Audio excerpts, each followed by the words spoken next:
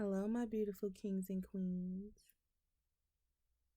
You already know who this is, Queen Lady A, often imitated, never duplicated. I hope everybody had a wonderful Mother's Day. So, I'm going to make this a podcast. I'm going to talk about not only my journey, but I'm going to speak about toxic relationships. I'm also going to speak about self-worth, self-love, one-sided relationships, third-party situationships, fake friends, the whole shebang, okay? So sit back and enjoy the show. If you like what I'm stating, thumbs up the video. Comment below. Put a heart down. How was y'all Mother's Day? Comment below. Let Queen A know y'all had a wonderful Mother's Day.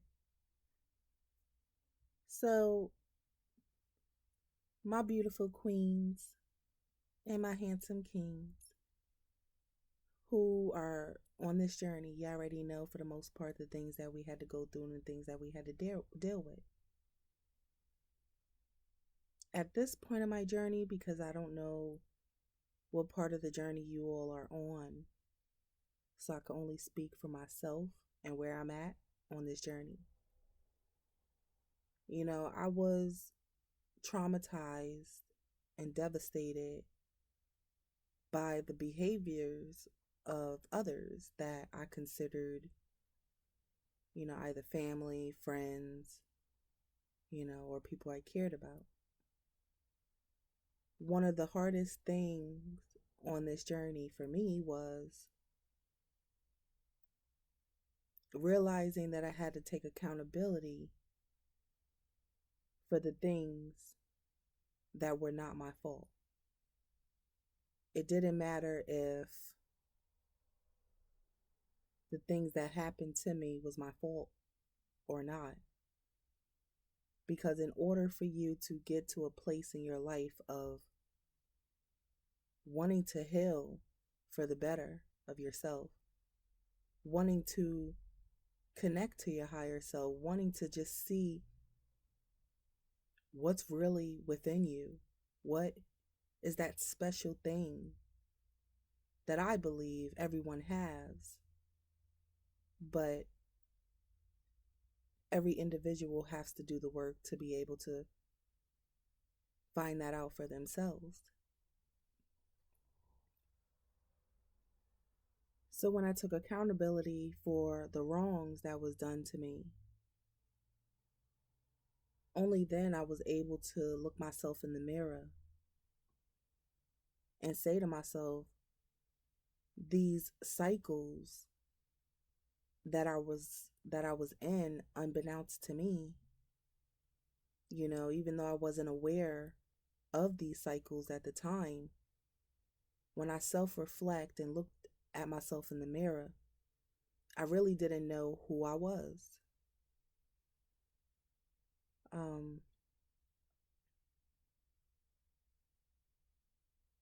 I didn't have self-worth. I didn't know what self-worth was. I didn't know what self-love was. I was never taught any of these things as a child. As you all know, as I stated before, that I grew up in a dysfunctional family. So I never really got that equal give and receive in my family. It's no equal give and receive in my family. It's very dysfunctional. And I found myself a lot of times staying away from my family throughout my life by choice. Although they always wanted me to come around and come, go to gatherings and do this, I just didn't feel comfortable. Because I can see beyond the mask that each and one of my family members wore. And I was just tired of the fakery. And I was tired of, the fake love. And I was just tired of when you're down and out and you just need someone to listen to, or you need someone to be there for you and to support you, they will support you to a certain extent, but then turn around and talk about the support they gave you to everybody in the family. And that would be the butt of the joke, you know. So I started distancing myself from my family because I seen that they were not for my highest good.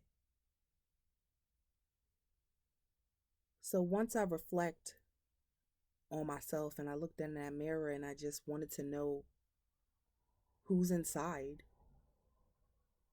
who's inside of me,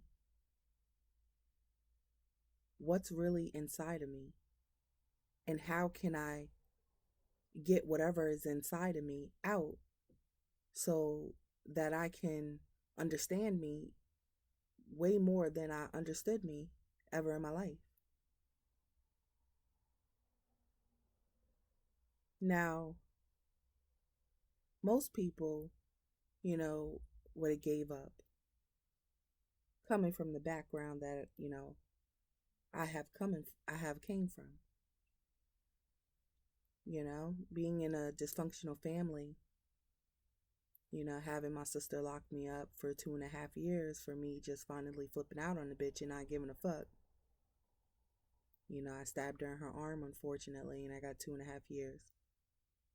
Then from there, I was in the group home and foster home, and, you know, I've been on my own. I left my mom's house when I was 14, and I just been in the system, juvenile detention system, and then foster care system.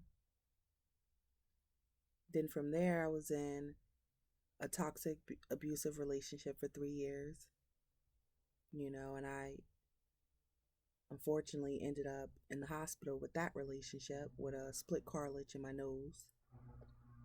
To this day, I still have the split cartilage in my nose. And every time I touch my nose, it reminds me of that relationship, you know. Then I had my son in my teens and I buried. Unfortunately, I had a stillborn. And I always wanted a son. But, you know, God knows what he's doing.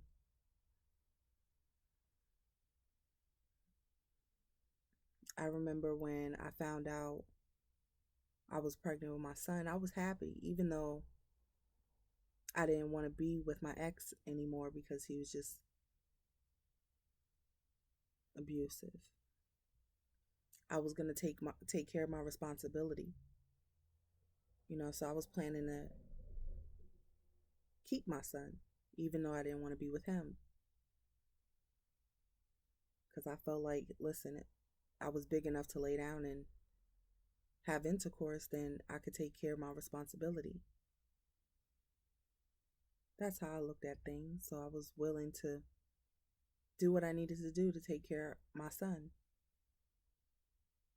And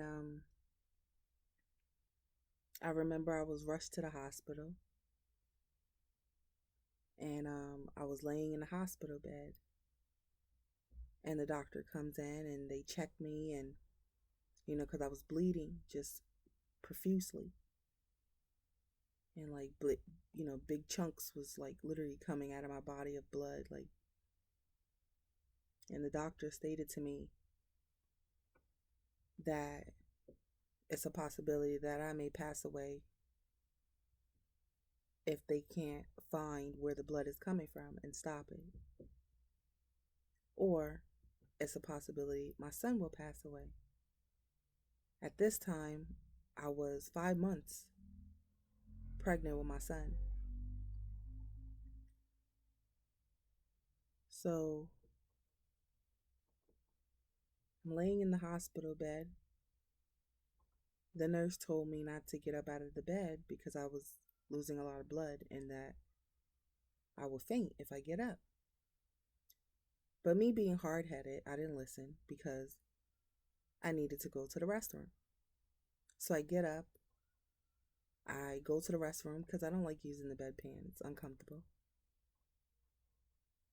And I go to the bathroom and I don't even know if I made it to the toilet. I just fainted and I blacked out.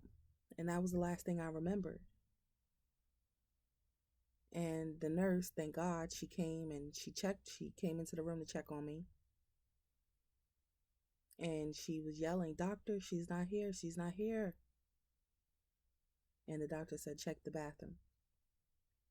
The nurse checked the bathroom, and I was laying on the floor, and they put me back in the bed. And the doctor stated that, you can't get out of the bed and that, he'll see me in the morning and check on me in the morning. And I said, okay. So I remember while I was laying down in the bed, I seen the cross on the wall. And I'm going to tell you how ironic this is. This hospital name was Our Lady of Mercy. It was a religious hospital. So I had the cross on the wall, and on TV, how ironic, the pastor, Joel Olstein, if I'm saying his name correctly, was on TV, and he was talking about God, and he was just saying a lot of wonderful things. And I was young, I was in my teens, so, I was by myself during this whole ordeal. And I was just saying to myself, like, wow, this must be a sign. And the way the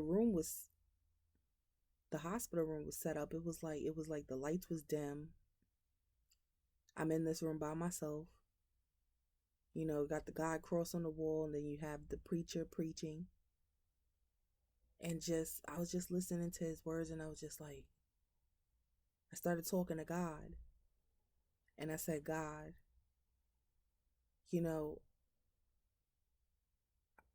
if it's meant to be, then I will take care of my responsibility. These are the exact words I stated. I stated, if it's meant to be, then I'll take care of my responsibility. But if it's not meant to be, then I'm going to put it in your hands, Lord, because you know what's best for me. I said those exact words. And then I just went to sleep.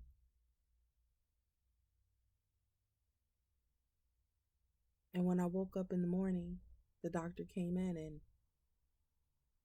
he checked me and everything, and the nurses was there, and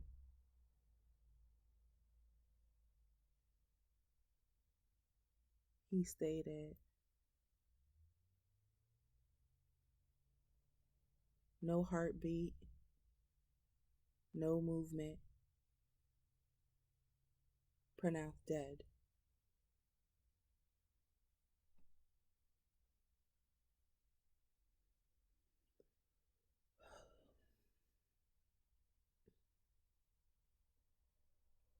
That was very difficult for me. I didn't have my family with me. And the crazy thing about it, I had everything for my son. I had clothes already for him. I had diapers. I had everything prepared for him. I was about to get my own place.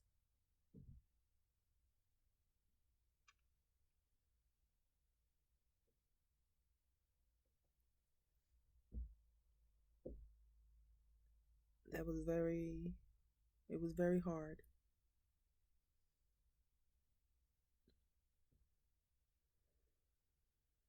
Still to this day, I think about my son, and I think about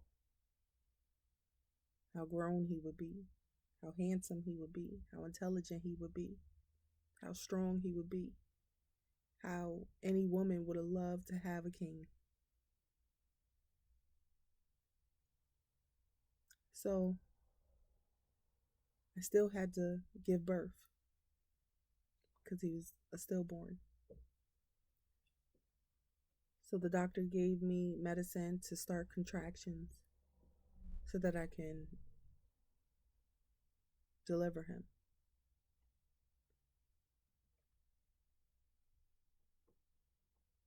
My ex family was there. My ex was there at that time. Everybody was in the room. I gave birth to my son. He was born 1 pound, 5 ounces. Very, very small. He didn't have no skin on his body.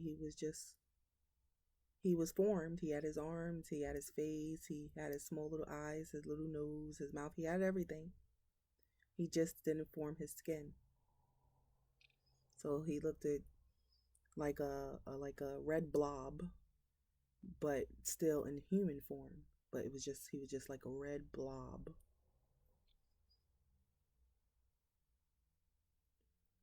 Because he didn't have skin.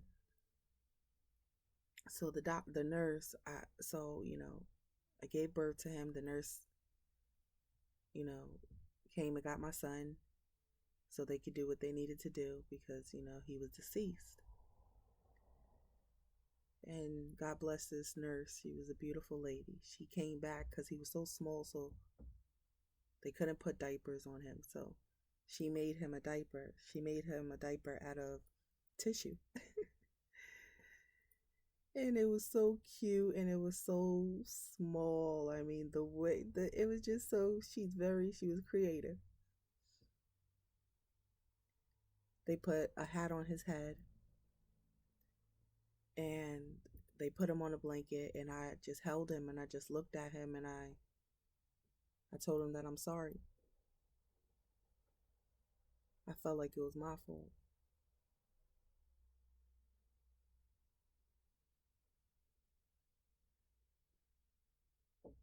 But I knew God was doing everything for a reason. So the family was leaving out the room and I was left with my son and I got scared to be in the room by myself and to hold him. So my ex-sister said, "You're scared?" I said, "Yeah." She said, "Why are you scared?" I said, "I don't know. Scary." So she stayed with me in the room until we said our goodbyes and everything, and then the nurse came and got my son, and they did an autopsy on him to see the cause of death. And they came back with the report and they stated that, I knew he was a boy before the doctors knew he was a boy.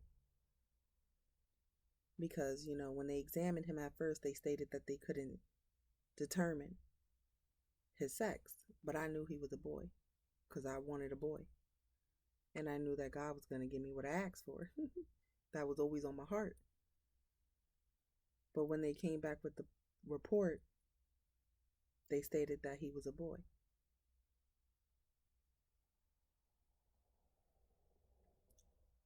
And when they came back with the report, they stated that the the placenta detached from my uterus.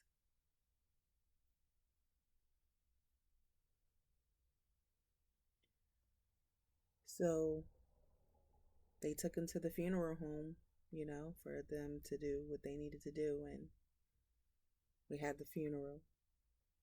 And I wrote him a letter, my son, and I was going to put it in his casket, but they sealed the casket before I had a chance to do so. I was I was 17. Still to this day, I have everything: his blanket, his hat, his measuring tape, the letter I was going to put in his casket, his hat, his death certificate, the report on his reason why he passed.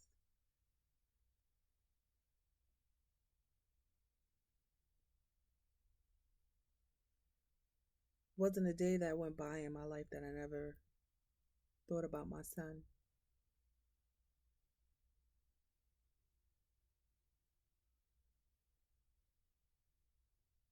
Now when I look at my daughter,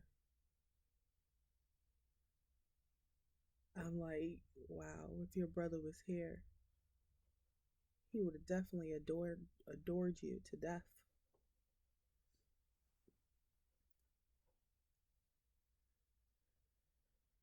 She knows she has a brother. She When she was little, she would be like, "Mommy, brother." It's like she knew something. I saved up a lot of money for my son because I thought that, everything was going to be okay. I had everything for him, and I saved money. But when my son passed away, I gave all the clothes and everything that I had to other girls who were pregnant. And I just took the money, and the money that I saved, I got the money that I saved up. I just moved on with my life. But it wasn't a day that went by that I never thought about my son.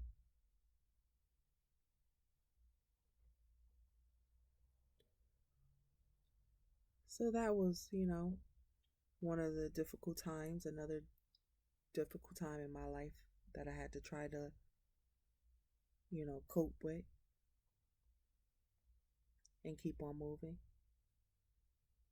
So I finally, decided to leave my ex because he thought that I wanted to mess with everybody who looked at me, everybody who found me attractive. He just thought that I wanted them too.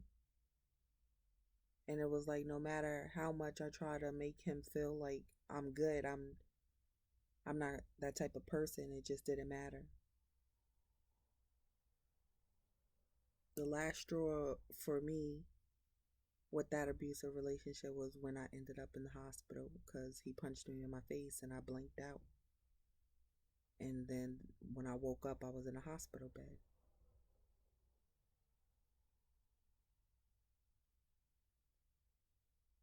So I understand very well about toxic relationships and abusive relationships, mentally, physically, emotionally.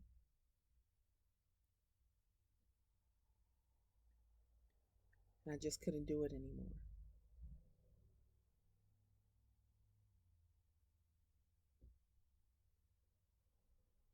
So I couldn't do my family anymore. I just, I got tired of a lot of people's bullshit. And I just didn't have time anymore. I was just like, I didn't want to deal with no toxicity anymore. You know, I was single for a minute, you know.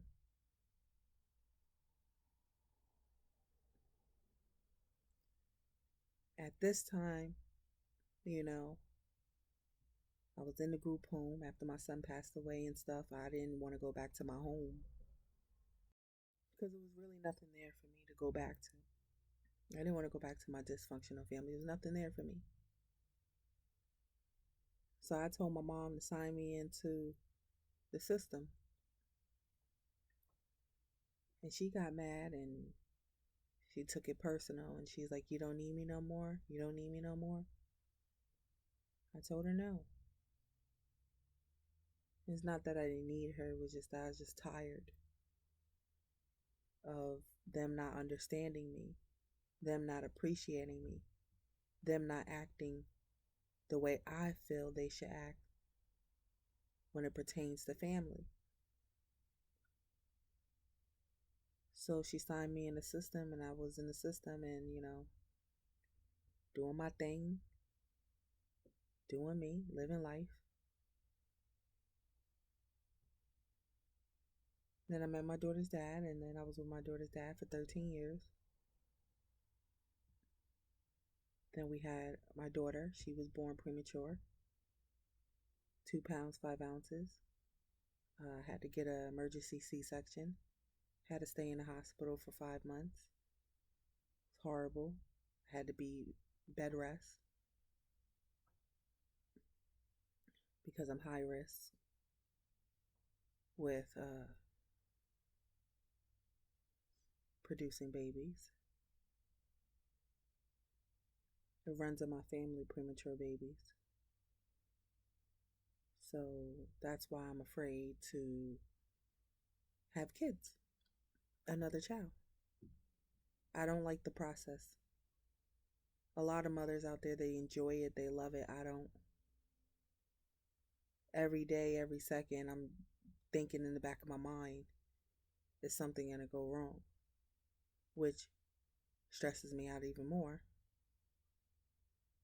So I'm just afraid of the process.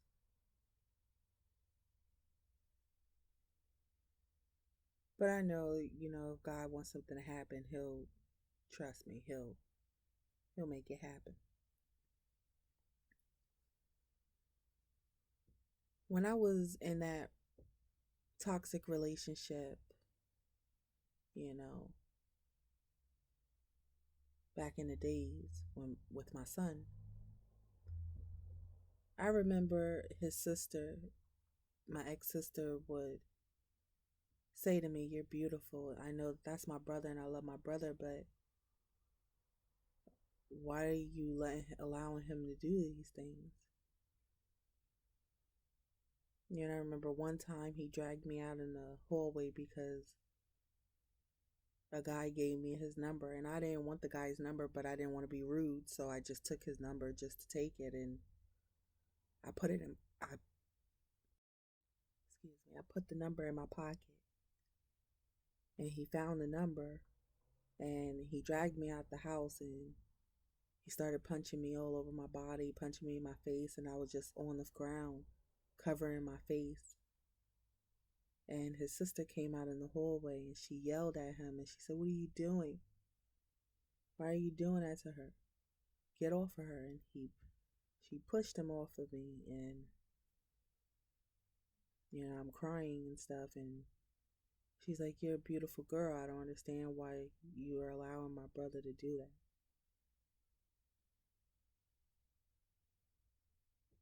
And that's because I grew up in a dysfunctional family. I didn't have family like that really gave a fuck. I didn't have family that was going to tell me the real deal about shit. Tell me about self love. Tell me about self worth. Tell me about what a man should never do and what you should not accept. I just basically walked through life, literally figuring out life.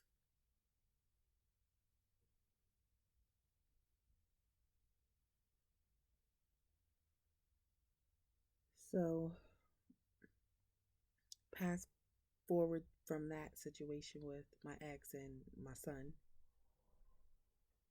you know, I'm in the foster care system now. I meet my daughter's dad.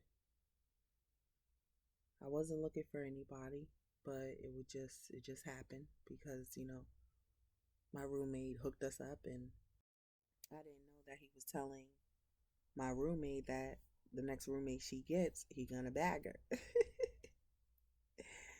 He told me he stated that. So it's like he spoke that into existence because I was the next roommate that she had, you know, and one of her friends liked me, but I didn't like him, but he was a sweet guy. He would come in my room and ask me if I'm okay. He was a sweet gentleman, but just my mind wasn't there. My mind wasn't about relationship. I just really wanted to, because I was in foster care, I was in an independent living program. And I just wanted to focus on my life and what I wanted. I really wanted to do that for me because I had goals and I had plans. And fortunately, me and my daughter's dad clicked. We talked for hours and hours. We speak day in and day out on the phone. I'll leave my apartment to go sit on the steps and we'll just talk for hours and hours like we were in high school. It was crazy. And we just clicked. My daughter's dad looked at me as a soulmate. And back then, truth be told, I didn't know about soulmates. I didn't even know I had a soul. That's how far gone I was. I didn't know anything about me because I was just so in so much shit. Had to deal with being locked up for 2.5 years, deal with being in an abusive relationship, deal with burying my son, you know, deal with just fuck shit.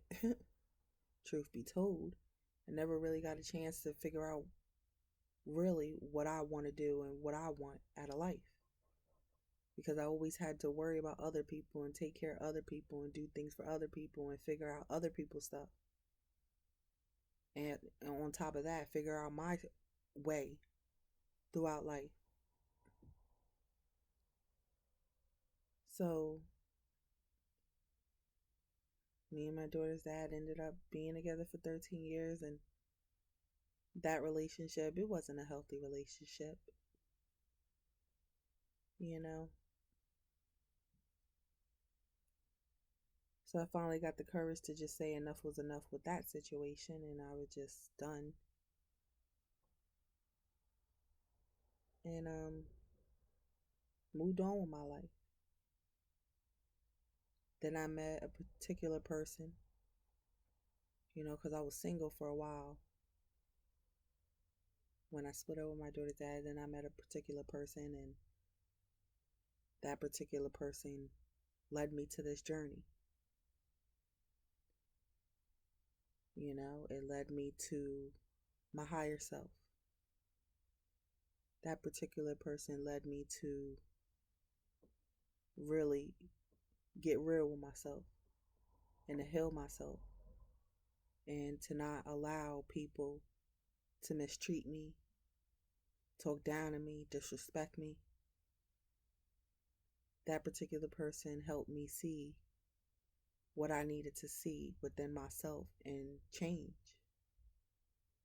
So, although things were devastating, the way things fell apart and the way things were happening, that was just ridiculous and uncalled for. It really was a blessing in disguise.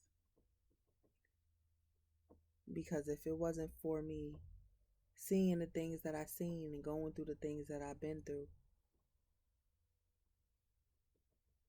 because what doesn't kill you can only make you stronger, right? I believe that wholeheartedly.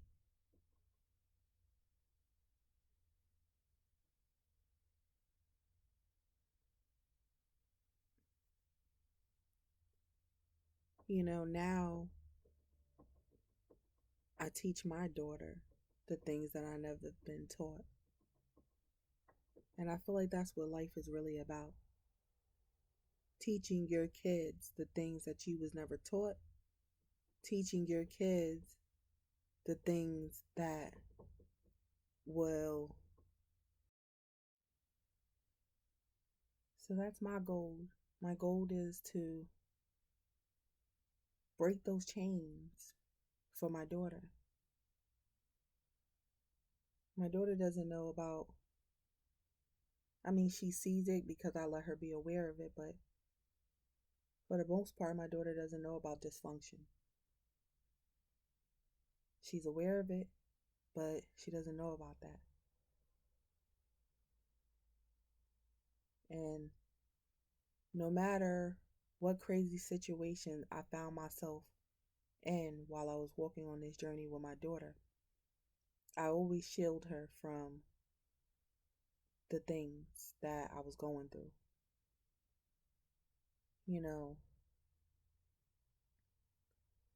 When I split up with my daughter's dad and I packed up our home in a gated community, and he went his way and I went my way, you know,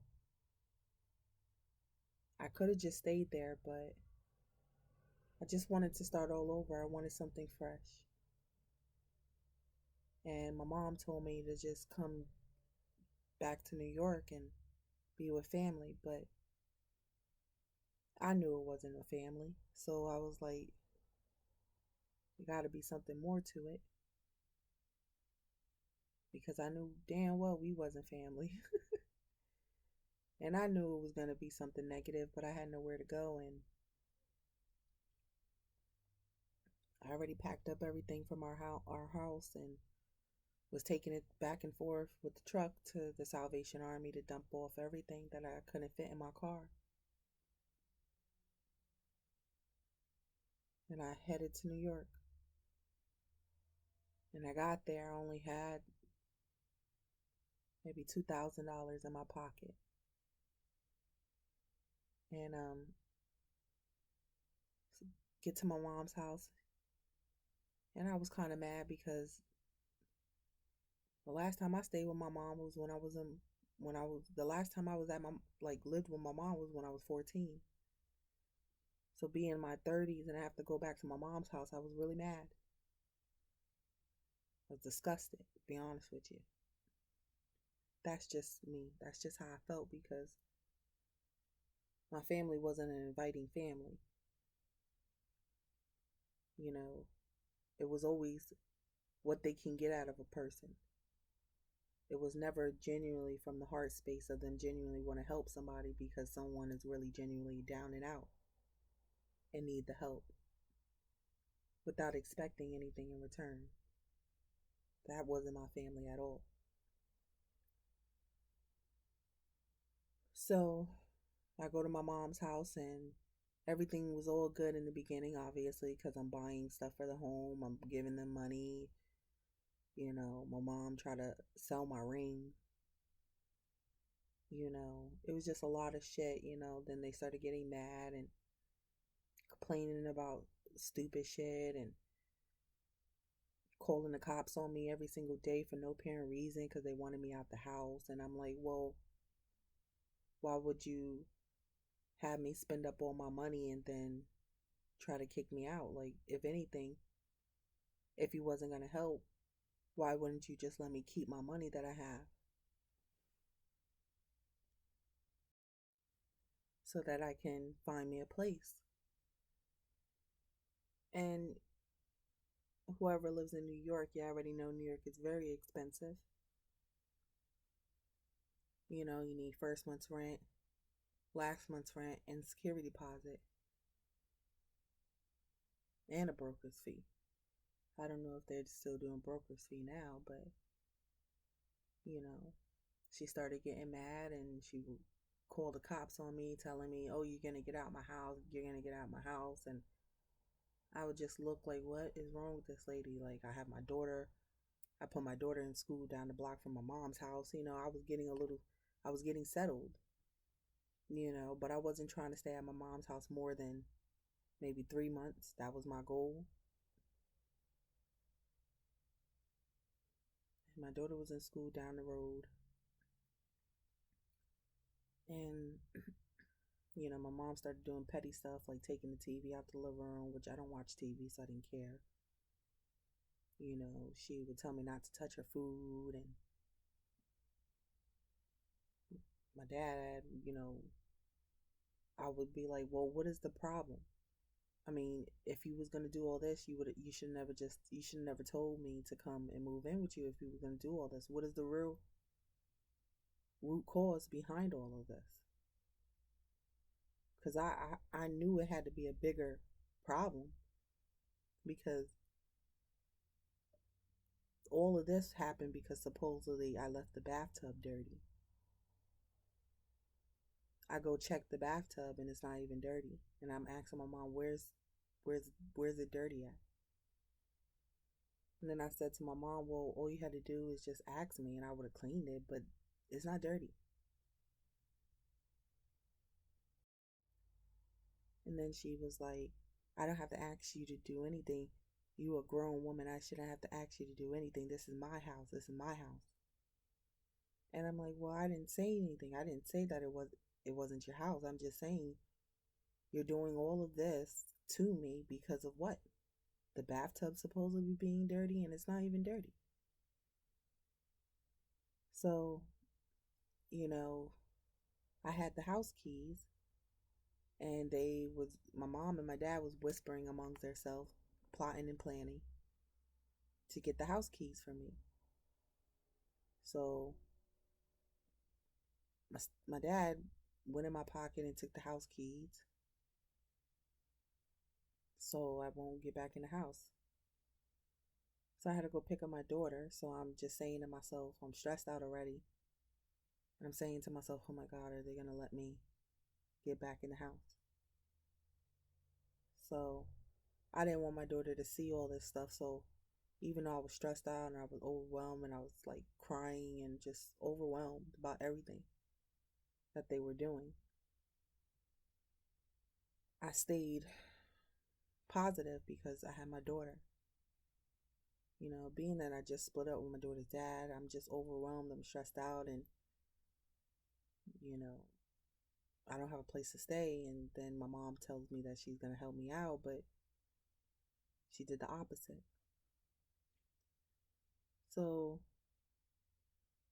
she was calling the cops to try to get me out, and the cops was basically trying to tell her that, you know, she has to go to court if she wants me out.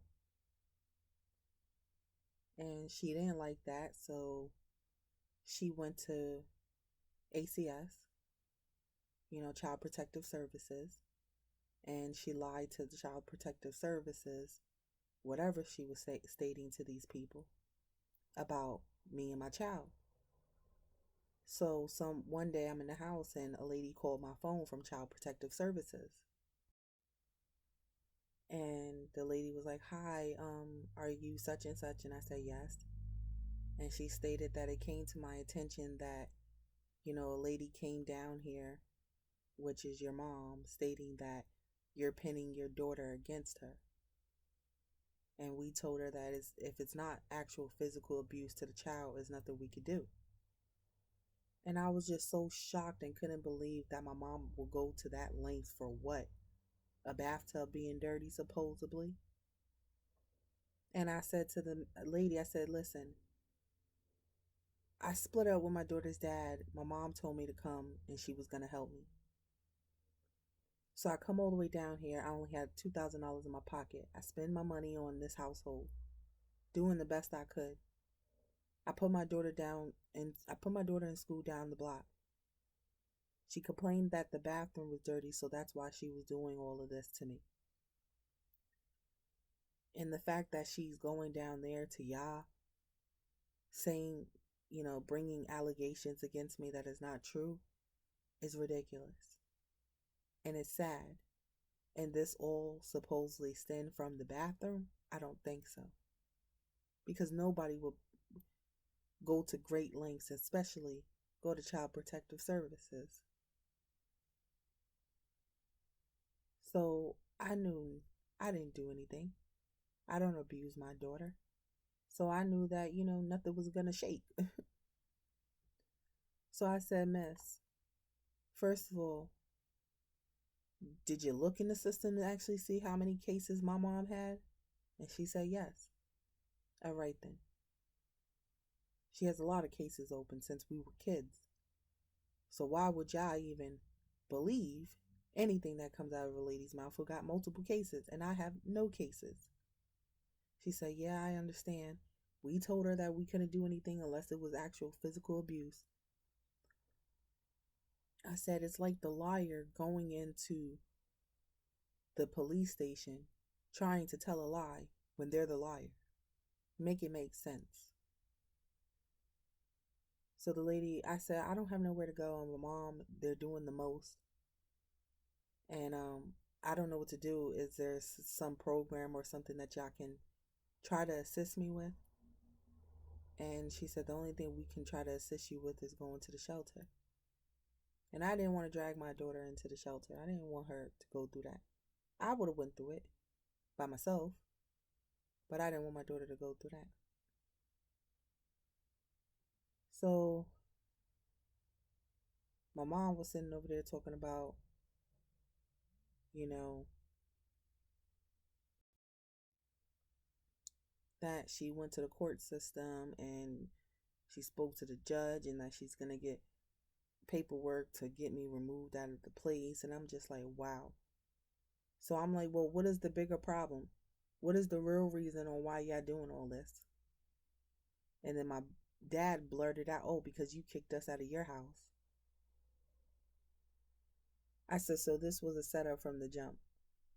So y'all just was banking on my money, banking on me doing things for y'all, and y'all was gonna use me and abuse me, and then kick me out when everything was all done and said.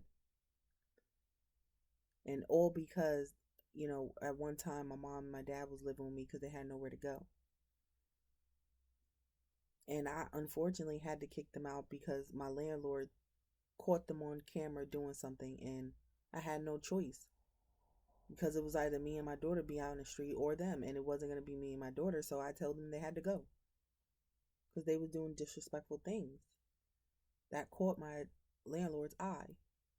And obviously they still held that grudge of me kicking them out years ago. And I was just shocked and in disbelief and couldn't believe it. I'm like, wow. It's amazing how people will hold on a grudge for something that they actually did to their damn selves. It's absurd. But a lot of people don't like to take accountability for their fuck ups. So they want to point fingers. So one day I'm in the house and my mom, she called the cops again. But this time she told the cops that I was suicidal and that I wanted to kill myself or some shit like that. Which is crazy because I was in the house trying to be quiet, trying to keep the peace. Because my daughter, at the end of the day, my daughter, I don't want her to go to school stressed. So the cops came knocking on the door and I opened up the door. I said, hello. And they said, is there somebody in here who's suicidal? And I looked at the cops like they was weird. I said, no. Why would it be somebody in here suicidal? I mean, people do that, but not here. And he said, well, we got a call from this building, from this to this apartment, stating that there's someone's out here, someone's going crazy and someone's thinking about killing herself. And I was just like, wow. Wow. She will go to great lengths. I said, it's my mom. I said, we've been arguing. I said, well, I've been trying to keep the peace, but she's just been doing the most for her own reasons. And I said, I came all the way from, another place because, I split up with my daughter's dad and my mom stated that she was going to help me, but she just used and abused me. And I don't really have a place to go.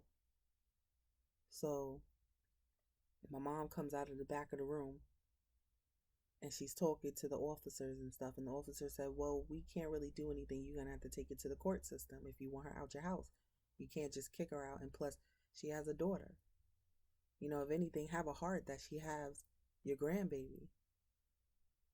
And I'm up here crying and just in disbelief and can't believe that I even went against my intuition and still went to my mom's house, but I had nowhere to go.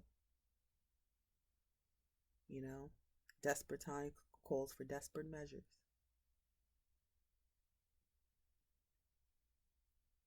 So my mom was talking to the officers and saying stuff and making up stuff, and I'm just shaking my head. And she kept on converting back to as if I was a child. And she would say, you're just the same way you were when you were 14. You're just the same way you were when you were 14. I'm like saying, in my head, I was saying, bitch, I was locked up when I was 14 by the hands of my sister. So what are you talking about?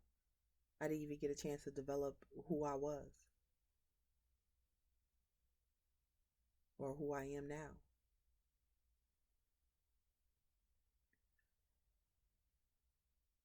So the lady read on her phone the report my mother sent in. She said, ma'am, you stated that I have the report here. You stated that someone's in the house. You don't know what that person's going to do. You think that person's suicidal. Did you say it or did you not?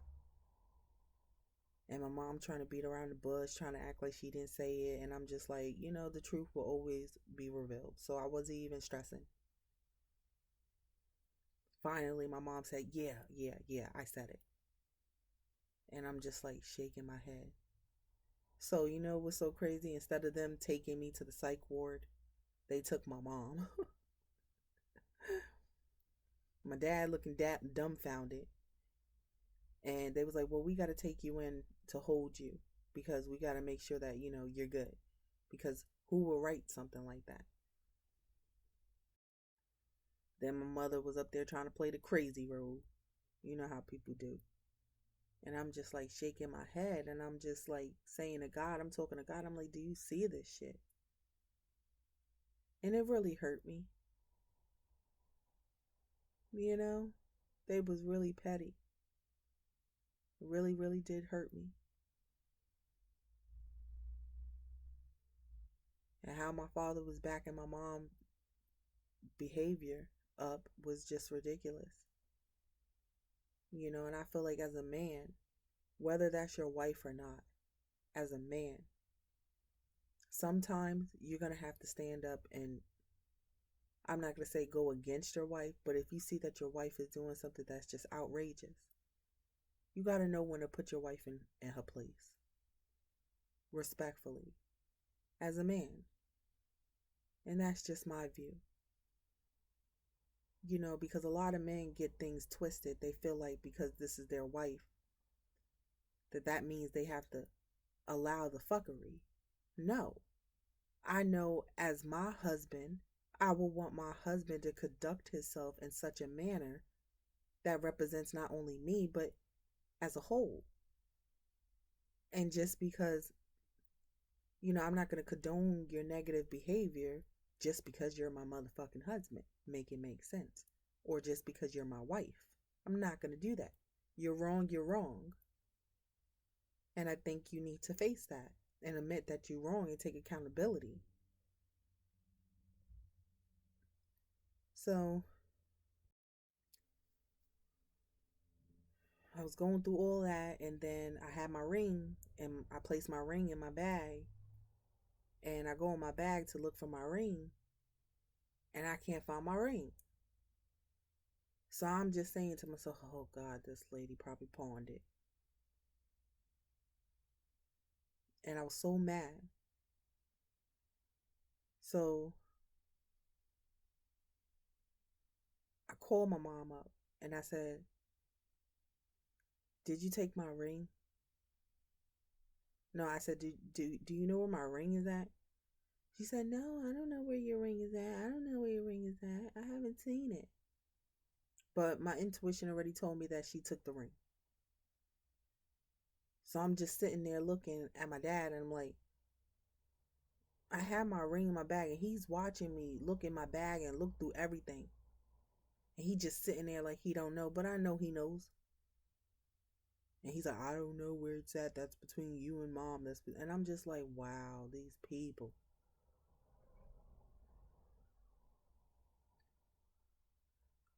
So my mom comes back in the house and she's like, guess what? Guess what? And I'm like, here she go, making up a story. She said, see, I found your ring. It was something on the floor back there behind the couch and it was shiny. And I picked it up and I said, oh, such and such. She called me by my nickname. Such and such must not know that she had her ring on the floor. Why would she have her ring on the floor? And I know I didn't put my ring on the floor. I put it in my bag. And I was just like, she gives me the ring. She's like, I put it in my box to keep it safe. I'm like, wow. So she wanted me at her house and stuff, and she called the cops and all that. They took her to the psych ward, and then she still wasn't giving up. She called the cops again. And she was telling the cops, well, she can sleep in her car. She has a car. She has a car. And I'm like, well, what are you worrying about my car for, though? She got a car. She can sleep in her car. So I just couldn't take it. And the environment was very toxic, negative, and I didn't want my daughter to be there anymore. So I called my daughter's dad up and I said, look, it's a lot of things going on right now. And just come get Savannah. I said, don't worry about me. Just come get our daughter. So he comes, get our daughter, and I'm just stressed out, crying, overwhelmed. But I didn't really care about myself. I just cared about my daughter being okay. Then he stated, you know what, I'm not going to leave you here. Just come with me. And I was like, okay. So I go with him and my daughter. As we was driving back to his place, I was kind of mad and I was upset because I didn't want to go back with him, because I knew that he would have want control and that he would have used me having no place to go to his advantage. And he would have been disrespecting me and treating me like I'm less than, because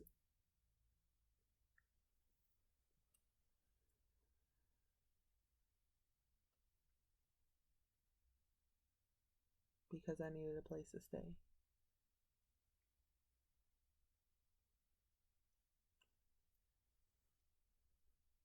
So I go back to his place and it wasn't that type of party. Like, I didn't want to have intercourse with him. I didn't even want to open up that door because I knew that I was done with my daughter's dad when I originally left from him. And I didn't want to play that. I didn't want to keep on opening that door and going back and forth in that redundant cycle of fuckery. And I didn't want my daughter to keep on seeing that shit. So, I was at his house and I guess he had things different in his mind. I guess he figures since I need his help now that he can do whatever he wants to do and do it the way he wants to do it, and I have to just sit there and deal with it.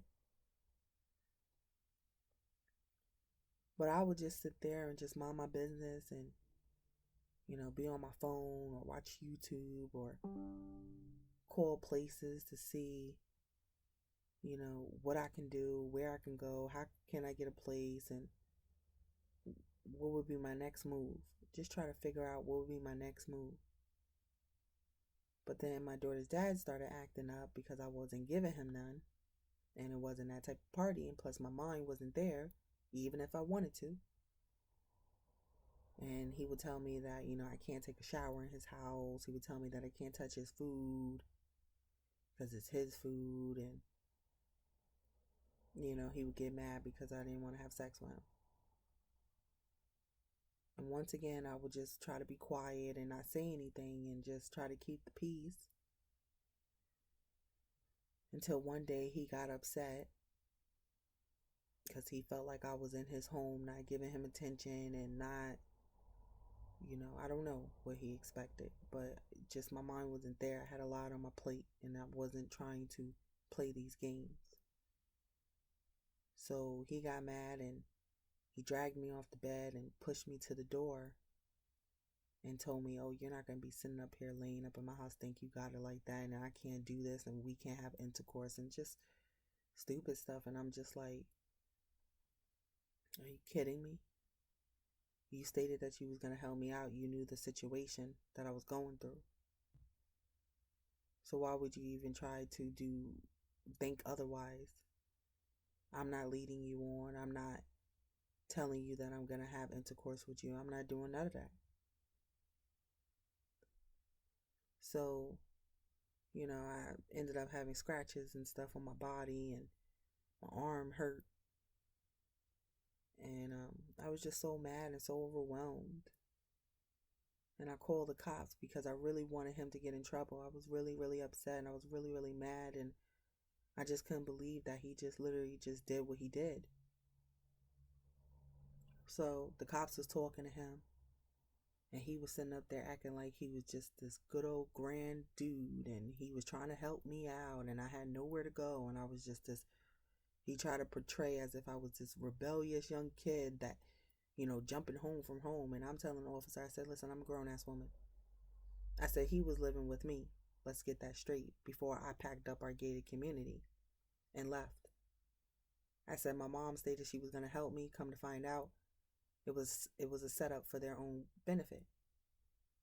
I told him to come and get our daughter, but he stated he wasn't going to leave me by myself, and he stated that I could come to his house, so I came to his house. But my daughter's dad tried to portray a picture to the officers as if, oh, well, she had problems with her mom, and her mom kicked her out, and yep, everywhere she goes, she has a problem. So try to portray a picture the same way my mom tried to portray a picture to the officers for their own selfish reasons, and he did the same. So he was trying to get the officers to convince me to keep our daughter there with him. And I already knew why he wanted to do that. And I told the officers, no, my daughter goes where I go. So once again, I packed whatever I could pack up in the car, whatever I could fit. All the things he brought me, I kept them. I told him I don't want it, and I kept everything he brought me. I put it on the porch. And I said, you can give them to whoever you want to give them to. My sneakers, jewelry, gifts. And I just dipped. And I didn't really have that much money. I didn't have really nothing. I didn't have a dime in my pocket. I didn't have nothing. And my daughter, she's like, Mommy, I'm hungry. And I just broke down and cried, because as a mother, you don't want to hear your kids say that they're hungry and you have nothing in your pocket to, give to them, very devastating. But God was so good to me. So I go to the gas station because I needed gas. And I checked one of my cards, and I had a decent amount, just enough to pay tolls and stuff to get to where I needed to go, which was back to New York. So I go get gas, I go get my daughter whatever she wanted. I tell my daughter, I said to my daughter, you good? And she said, yeah. I said, you ready to roll? She said, yeah. That was my daughter's been my road dog, since forever. She's been my road dog on my journey. She's been the one keeping me sane in the midbrain. So I drive back to New York, and because my sister, now one of my sisters, like, you can come stay with me. And at first I was like, oh, I don't want to stay with her because I know how she can be, And I'm thinking maybe I should just go in the shelter, but I didn't want to put my daughter through the shelter. But then I'm saying to myself, well, look what all this other stuff that's going on that is not beneficial. So you might as well see what it's like in the shelter and just go through the process. So I go to my sister's house, and my sister got a couple of kids, and I'm just saying, I don't know if I could deal with this. So it was the first night there. And then I said, well, I'm just going to go into the shelter system to see what I can get. I go into the shelter system, me and my daughter's there, and we're going through the process. And then the caseworker, he's very rude. He was like, let me ask you a question. I was like, yeah. He's like, why would you come from one state to another state here? Why would you put your child in that type of predicament? I said, first of all, don't assume anything. And I'm pretty sure a lot of people come in here making excuses and lying and doing all this other stuff. I get it. But don't put everybody in the same category. He's like, no, I just have to ask. I said, well, truth be told, I had my own place. I split with my daughter's dad. Mom told me to come to her house and she was going to help. No, that was false. I went to my sister's house, and now I'm here to see if I can get some help. I said, I worked all my life. I said, so you're not talking to one of those, okay? So he stated that the only place they have is Staten Island, and I didn't want to go live in Staten Island. First of all, it brings bad memories of my ex. And I just didn't want to be there because it would have been too far from the jobs that I can obtain, that I would have been able to make good money. So I left the shelter and I went back to my sister's house and I just told her I'll stay there. And I told her, when I get my income tax, I'll give her, $300. And she stated to me, "Oh, you don't have to do that. Why are you going to do that? You don't have to do that." And I'm like, "Please, I already know. Stop it." You know what I'm saying, collective? So I'm like, "No," because I don't want nobody sitting over there saying that I'm leeching off of them or I'm trying to use them and all this other shit. I don't want none of that. So when I get my income tax, I'll give you $300. So I didn't have a job because when I originally left my daughter's dad, I had to transfer my medical license from one state to another state, and that takes time. And when I sent my medical license was supposed to be delivered to my mom's house, but my mom said that she was gonna make sure that I don't get my mail. And if I don't have my medical license, then I'm not gonna be able to find a job, you know, because I need my medical license to work because they have to look me up on the registry and make sure that my license is in good standing. So my mom wasn't giving me my medical license. I'm at my sister's house now. I decided to stay there and had to call, to get my license transferred to my sister's house now, which I didn't really have the money to pay the $15. But with the grace of God, I got the $15 and they transferred the license again at my sister's house, even though they stated that they wasn't able to do that because once they send it out to one place, they can't resend it out again because then they feel like it's like a scam or something. But I told them my situation and the grace of God. They stated that it's going to take like a month or two for them to send it to my sister's house. And once I get that, then I can start working. So I'm like, okay. So I'm at my sister's house and everything is good. And, in the beginning, everything's good. But then she started acting funny and, started complaining about me using her tissue. So I would have to buy my own tissue. You know, I would give her money for food and she'll tell me that I can't put food in her refrigerator because it ain't that much room. And, she'll complain about her lights, me using her lights, and I barely use her lights. And she would just do a lot of things that just was rude and uncalled for. And she would give me the evil eye look. At that time, I didn't know what the evil eye look was, but now I do. And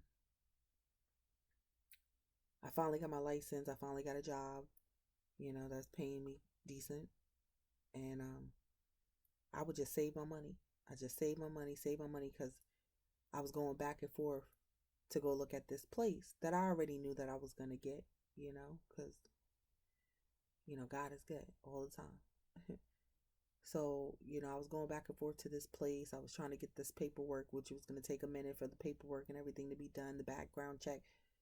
So my sister, she would keep on bothering me. Well, when are you going to leave? When are you leaving? And I only been at her house for maybe 2 months, 3 months the most. And I said, well, I already told you the process. It's a process. I had to get a job. I had to save money. Then income tax came, so I had that extra money on top of the money I was already saving, so I was going to be good. And I said, it's a process. I said, I already told you every step of the way what's going to happen and what's going on. I said, you think I want to stay at your house and be treated as such? So I work nights. So, my daughter, she would go to her dad. Her dad would pick her up on the weekends and stuff. So that was, helpful because that was one less thing that I had to worry about. And I would just put in extra hours on the weekend. I would just always be at work. And, I would have my scrubs. All I really did was go to work. And I would have my scrubs and everything that I needed right on the chair. Take a shower. I would even use her lights. I would use the flashlight on my phone to walk through the house so she won't complain. Take a shower, do my hair, put my scrubs on, and leave, and come back in the morning. I barely ate at her house because she would always complain, so I would just eat out, or I would go buy something small for me and my daughter, and we'll just either eat out, or I'll go to Family Dollar and buy one of those little dollar things that you could put in the microwave. The struggle was real, but we got through it. And I remember one time I go to work, and I ring her bell, and I'm tired. I worked 11 to 7. I'm exhausted, and I just want to get in the house and go to bed.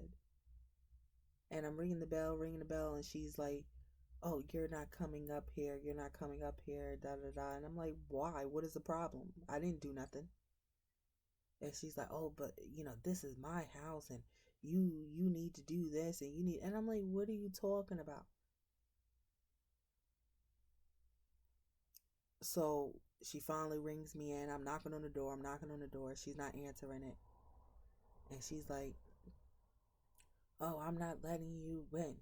You need to find a place to stay. Go stay with your friends. You can't stay with your friends, right? You can't stay with your friends." And I'm just like, wow. People be power tripping. For real, for real. But if the shoe was on the other foot for these people, trust me, they could have even handled it. So I'm like, I'll call the cops because I'm tired. I'm fucking exhausted. I worked all day. I had to take care of my patients. Like, I'm tired. My job is a serious job. It's not to be played with.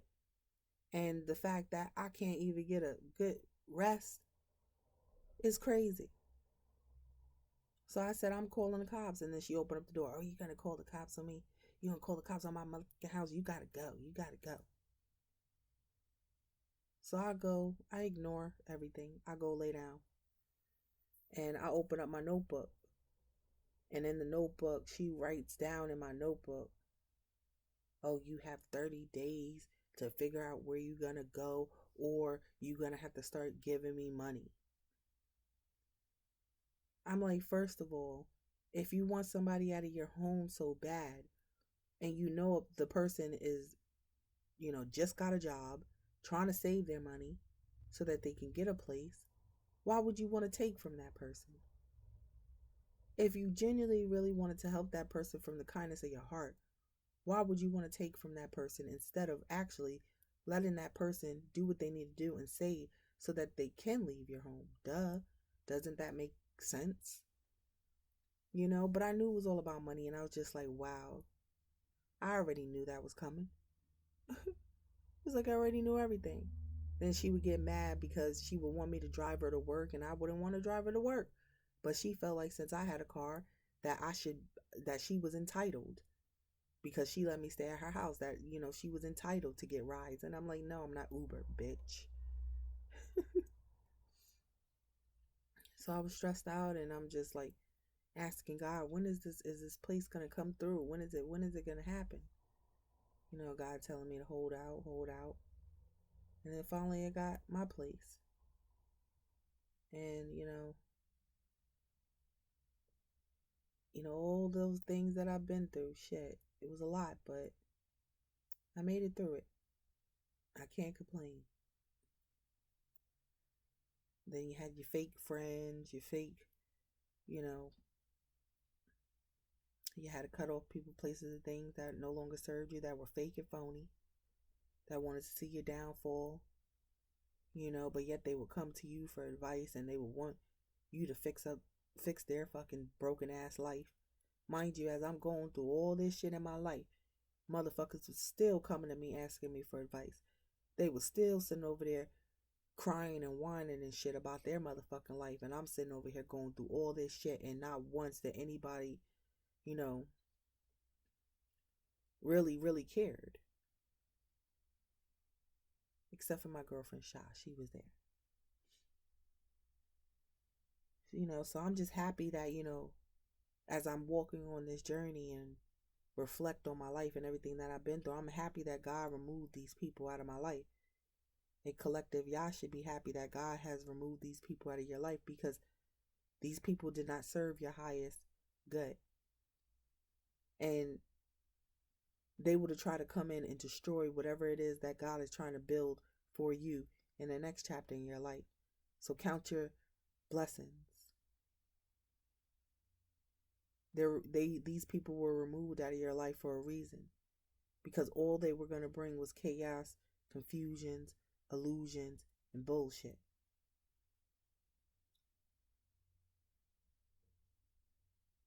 I learned a lot on my journey.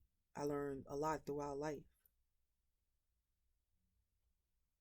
Being in toxic relationships and dysfunctional families and dysfunctional friends, I realized what is healthy now. I realize what I want in a relationship and what I will not accept in a relationship. I don't give a fuck if you the Pope. I'm just not going to accept it. People feel that you're supposed to accept their toxic ways and their negative views about you and their negative talk about you and the disrespect, and they just feel like they have a right, they're entitled to tear you down and break you down, and nobody has a right to do that. Because if the tables would turn and things would have been done to them the way things was done to me, they wouldn't be able to handle it. So my thing is, stay in your motherfucking place. Because if you can't handle what you dish out, don't dish it out. And most of these people can't handle what they dish out. When I finally stood up to myself and my mom, because I didn't want to disrespect my mom when she was doing all that crazy stuff, but I had enough. I cursed her out to the moon and back, and I told her about herself. And then I left. And I'm pretty sure from that point on, she reflected on herself. She reflected on herself, I'm pretty sure. And my mom eventually did, after me not speaking to her for like 2 years, she did come back and apologize and said that she was sorry and that she don't even know what she was doing. And I understood. That's why I just stayed quiet, because I knew it wasn't her. If y'all know what I mean, collective.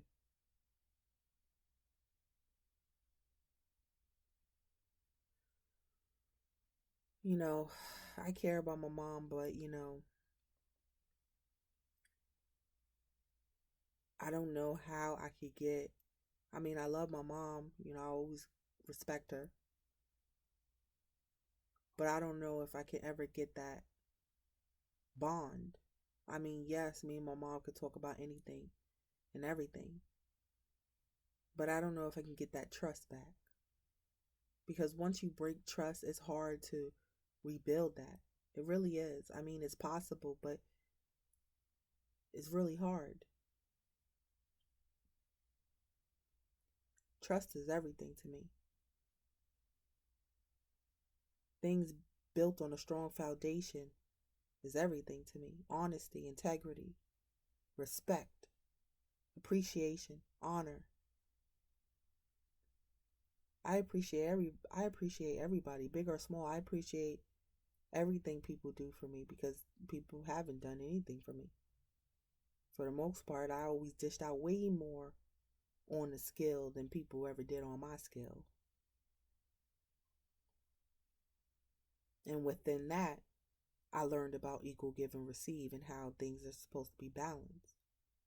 Not to say that every time you do something for somebody, you should expect something in return. No.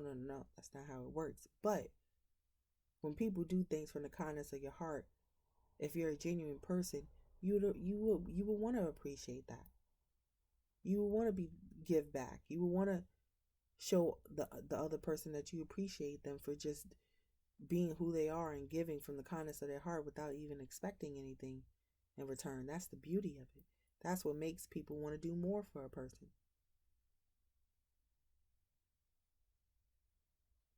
Compared to people who just do things and have a hidden agenda in the back of their mind of why they're doing it to receive.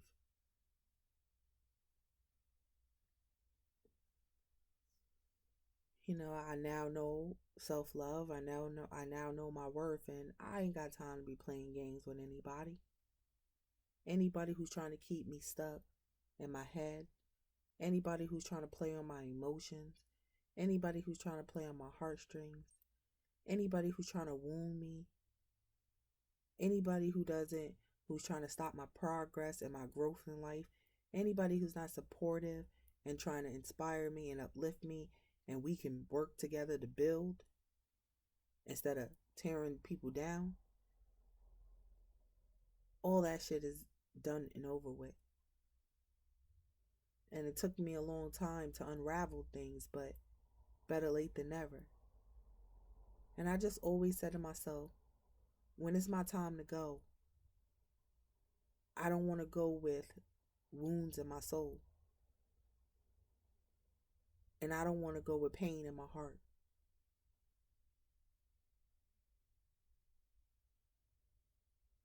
Everything I done in my life, I always try to do to the best of my ability. So that's why I'm able throughout my life to sleep peacefully, even when I was in the midst of all this shit. Being in juvenile detention center, foster homes, abusive relationships, fake friendships, busted up jobs that don't give a fuck about you. All types of stuff. No matter what situation I was in, I made the best of it. And that's why I was able to sleep good at night throughout my life. And that's why I'm able to make it to this level of loving myself and remembering who I truly am and remembering who I am in God's eyes. Because really, if it wasn't for God, I wouldn't even be here. Definitely. I'm thankful that the situations and the things that I've been through in life, I always choose to do the right thing to the best of my ability. Because everything that I've been through in life, I could have, been a prostitute easily. I could have been a drug addict easily. I could have been all types of negative things because I grew up in the nitty gritty. Most people don't even get out of that. Most people can't even break the cycles. Most people can't even break the chains. But with the grace of God, I didn't have to go down those roads that I've seen a lot of people, especially a lot of women, going down throughout my life. Especially growing up in New York City, you see a lot of things, and especially a lot of girls and a lot of guys that you used to go to school with are either dead, locked up, or, on drugs.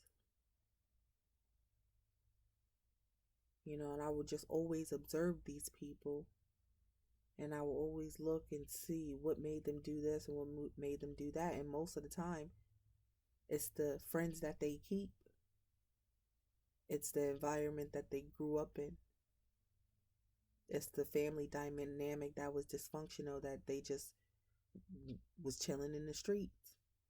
And they met up with the wrong people, and then those wrong people was doing wrong, and then they just said, fuck it, they was all doing wrong. I never wanted to be a product of my environment. I didn't give a fuck what situation I was in. I just always strived to do better, even if I had little. Now, a lot of things I've been through in life would have broke a lot of people. But I now know that I have a purpose.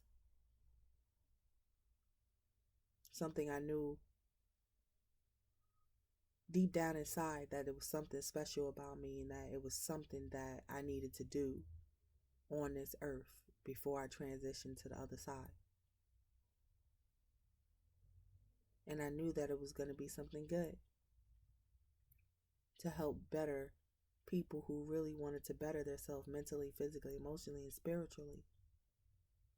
Once I finally found my purpose and my path, which is, everything that we are, divine feminines and divine masculines, spiritual teachers, spiritual healers, psychics, and the whole good shebangs of gifts, that we can help other people and touch other people's lives with our stories and the knowledge and the wisdom that we have. See, it's easy for a lot of these coaches and stuff on YouTube, such as Kevin Samuels, God bless, his soul. But it's easy for people to talk down to people and belittle people and, try to make people feel like they ain't shit because of them. It's because they don't have materialistic things, or because they don't have a man, or because they don't have a wife, or because of all this stupid shit. But it's a lot harder to really dig deep and go within yourself and figure out for each individual the true meaning on why people behave the way they behave and do the things they do and act the way they act. It's always a hidden reason behind it. People just don't act the way they act and think the way they think and do the things they do that are negative and just fucked up just because. Now, if they do, then they need to go to the psych ward and get that fixed. But for the most part, it's always an underlining issue. If we have more solutions to our problems as a whole, then it would be less pointing fingers and more people taking accountability for their fuckery that they spew out onto other people and onto the world. I matured a lot. I remember before I went through my death and rebirth and transformation, I remember my sister telling me, "You're lost, you're lost." And I was lost, collective. I didn't even know I had a soul. But once I got found and I awakened to who I truly am, I could have cursed my sister out. Because my thing is, if you knew I was lost, why wouldn't you help? If you can say those exact words of you're lost, then why wouldn't you help? See, people are so quick to put people down and disrespect people and play people when they're down and out and they're confused and they don't know and, they just don't know. They can sit there and run off with their mouth to their face turn blue talking about all the negative. Oh, you lost, you're this. But they have not one solution. But they think they can talk. You cannot talk about nothing if you can't even bring up a solution for your own damn life.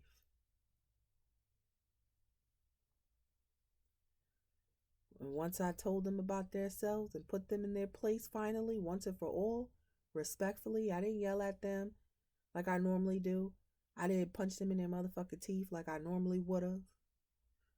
I didn't, punch the bitch in the nose like I did back in the days and have that bitch blood splattered on the wall.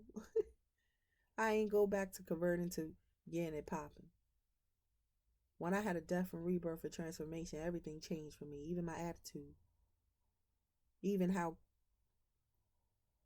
I had to learn patience, and even how quickly I'd have just flew off the handles. Everything changed for me.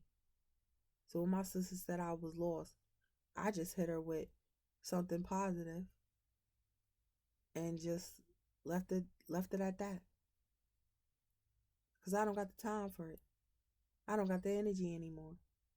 I used to always cry when I was younger and say to my mom, why are they treating me like this? Why are my sisters treating me like this? Why are they always abusing me? Why are they always hitting me? Why are they always pulling out my hair? Why? I just didn't understand. Because I'm the youngest.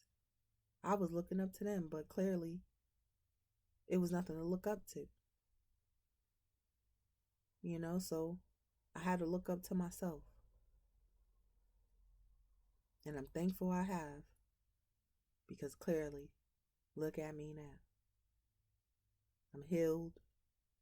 I'm content. I put the past in the past.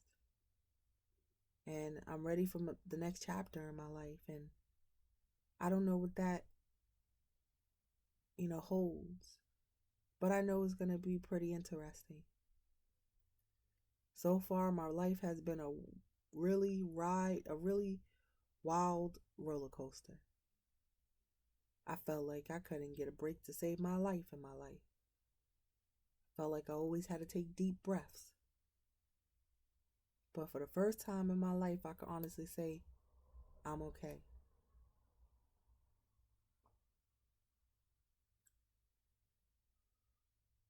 One, when my daughter's dad wanted me to get married to him, I told him no because I already knew he wasn't the one. That's first and foremost. Number two, I was not going to disrespect God and bring somebody down to the altar just to say I got a man, because that's a disrespect to God and a smack in my motherfucking face. Because I'm not going to sit up there and fake the funk and act like I really love you or act like I really like you, and I really motherfucking don't. Just to say I got a ring on my finger. Where they do that at? Not I. So I declined that offer. And I never been destitute for no motherfucking man. If anything, I always had to run away from motherfucking men. Because they was always trying to control me, manipulate me. And they just, it's like once they got a piece of Queen A, motherfuckers just transform into the motherfucking devil. And I'll be sitting there like shaking my motherfucking head. Where they do this at? This some crazy shit. But yet they will always talk about how I was crazy. And I will always have to defend myself and turn crazy to fucking take down the crazies. Make it make sense. You know? I had a crazy life. But those days is over now. Like I remember the first time while I was walking my journey, I don't know, it's like when I woke up one day, it was like things were different. Like the air was different. I woke up more. It was like I was reborn. Well, that's exactly what it was. It's like I was reborn again, and I started seeing the world. The veils was lifted off my eyes, and I was starting to see the world in a different light. And I started, appreciating the little things, the grass on the floor, the trees, the different seasons, the snow, the rain, the summer. I just started appreciating every fucking thing. The rocks, the water. It's just a blessing and it's an honor to be alive. I really can't ask for anything else, and I feel like a lot of people are ungrateful and, selfish and shit, because you should be thankful that you're fucking alive. Because plenty of times I could have died throughout my life. I started off young, wanting to die. I remember when I was locked up and I was just so mad that my sister got me locked up, and I was frustrated and I just didn't know what to do, and I would just sit by the door and I would just cry, cry, cry every day until the time passed by. The months would pass by, the days would pass by, the years would pass by, and I'm locked up. I can't go out. I can't go see my friends in the neighborhood. I can't be a kid. I was just so stressed out and so overwhelmed. And, one day I just took an eraser that one of the girls put me on to doing. That's why you got to be careful who you consider friends, because people out here is nuts. That doesn't mean that you have to listen to them, but if you're in a state where you're vulnerable, get you some people that's going to lift you up and not tell you stupid shit to do. So I remember one time she told me about getting the pencil and taking an eraser and erasing the skin off of your arms and shit to, deal with the pain. So that's what I did. I went in my room and closed the door so the staff members won't come in, put something on my window. And I was in there just scraping off, writing some shit writing a letter, something I was writing in my arm, scraping off the skin. And unfortunately, I got busted. A staff member, Mr. Marigny, that was his name, big dude. He comes in my room, he sees what I'm doing, he lifts me up and he kind of like shake me because I was small, back then. And he's like, "What are you doing? What are you doing? This is not what you're supposed to do." And I just broke down crying. And I told him I don't want to be here. I wanted to go, like, end my life. But I had wonderful staff members that, believed in God and would talk to me about God, and they were just nice. And I remember when it was time for me to be released from juvenile after 2.5 years. I had the shackles on my feet and the shackles on my hand, and my staff member was like, make sure you tell your mom to put you in some type of singing program. And I'm just saying to myself, she don't give a fuck. So after driving like an hour and a half back to the hood because the juvenile detention center was in Long Island, and when I finally was able to be released, they drove me back to my home, and the staff member drove down the block so nobody could see me, and took off the shackles and the handcuffs, and she said, you're free. She said, I don't want to see you back here. And I said, I promise I won't be back here. And she said, I hear that all the time and the girls come back. I said, yeah, but I'm not them. I was only in here because my sisters did it. And I never went back into juvenile detention center or any jail system. I know there's a lot of girls that do. Shit, they was doing it while I was there. They were AWOL and leave the juvenile, jump over barbed wires and shit, cut through fences and shit. They were crazy. And run away, hitchhike a car, have those motherfuckers drive them all the way back to New York or wherever they're from. And I would be like, these motherfuckers crazy. Shit, I said, I don't want no more time added than what the time I got. Fuck that. I was trying to hurry up and do my time and go. So the journey has been interesting. I'm proud of myself and collective. I think y'all should be very proud of yourself too, because I'm pretty sure y'all came a long way. And I'm pretty sure y'all got stories to talk about for days pertaining to y'all lives and the things y'all been through. I carried my motherfucking cross before I was even born up in this bitch. And I sure did pay my motherfucking dues. And I don't owe nobody nothing, and nobody owes me nothing. Collective, y'all don't owe nobody nothing, and nobody owes y'all nothing.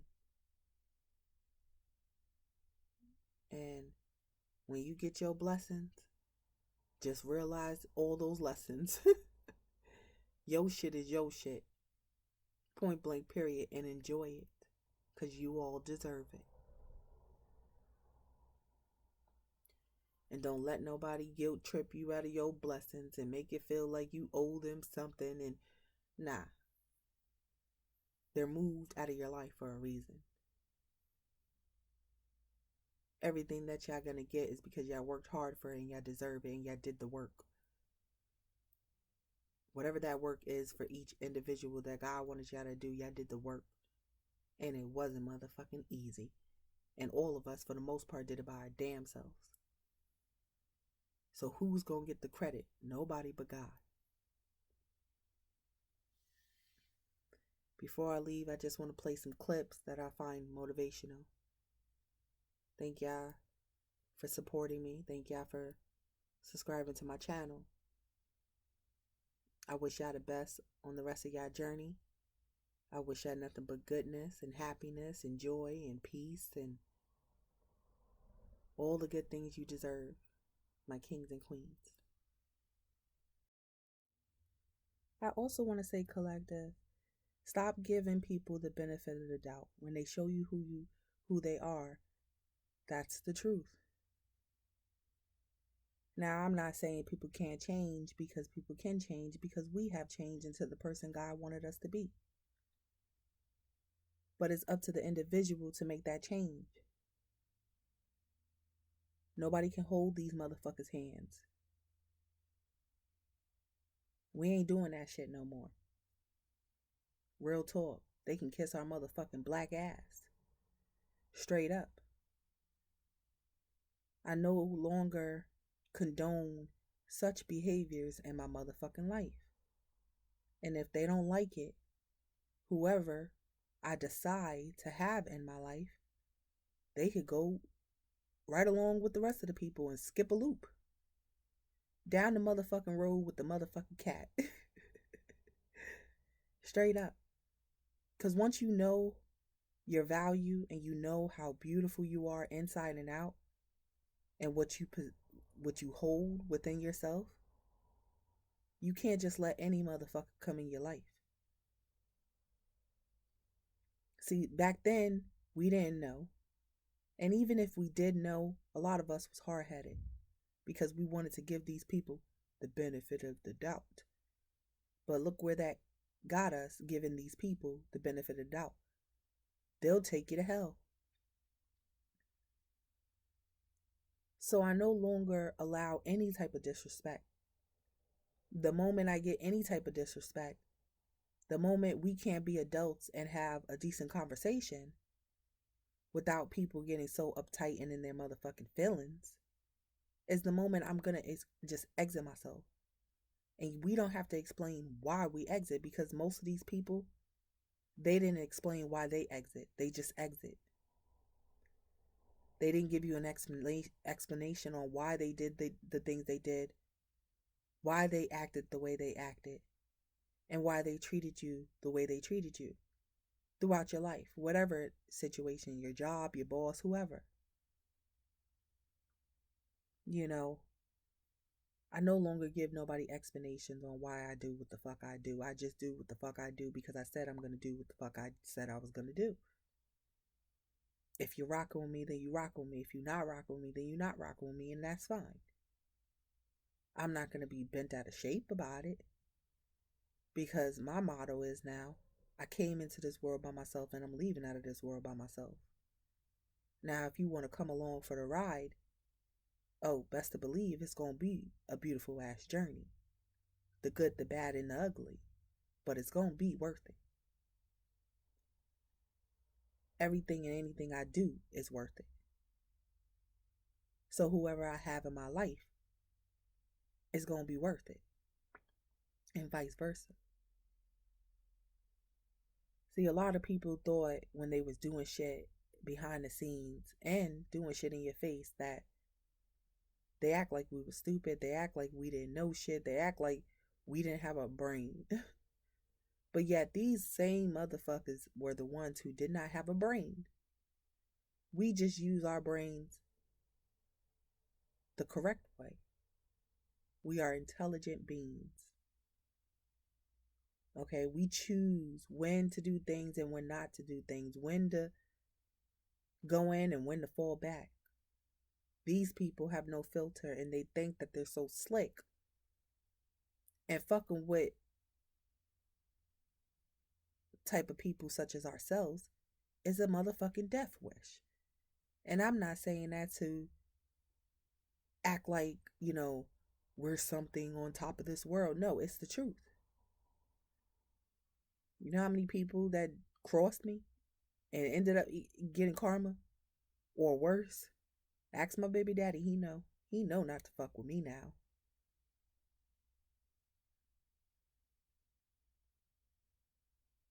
It's a shame that people have to learn the hard way, so to speak, in order for them to really see that they was not doing anything and the only thing they was doing was hurting themselves. Even with every situation with my sister and my mom and my daughter's dad and ex-friends and all this unnecessary bullshit people try to put me through. At the end of the day, when it's all said and done, yes, I carried the weight, I carried the burden, I carried the pain, I carried the hurt. But when it's all said and done, look who's completely at peace. And I don't even have a man or a dick beside me. Straight up.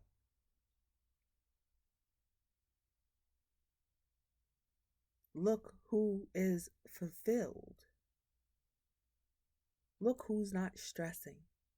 That doesn't mean I don't have stress sometimes about things, but I barely even have stress, to be honest with you, because I know how to handle it now. But most of these people I know, they will settle for anything, and I'm just not about that life. If I wanted to settle, I would just stay with my daughter's dad. If I wanted to settle, I would just stay in toxic relationships in the same cycle. I wanted more than just the mediocre bullshit. See, people got this mindset of make up to break up, make up to break up. If that's what you want to do with your life, by all means, feel free to hop on the motherfucking bandwagon and ride that bitch out. But I refuse to do make up to break up, make up to break up shit. I've been there, done that. When you know better, you motherfucking do better. You can't complain about anything if you're not trying to change anything. I know this one particular person who will always talk about her man, her man, her man. I'm living my best life. My man, my man. Always throwing her man in somebody's face like if a motherfucker can't get a man.